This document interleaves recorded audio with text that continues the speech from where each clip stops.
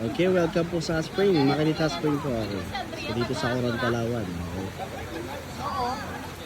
Ito po ang nagmamahari ng cellphone.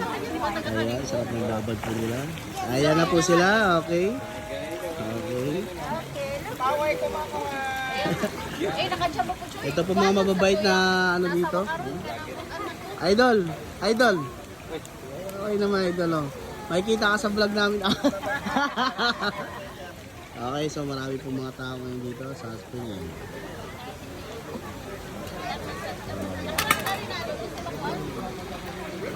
Okay.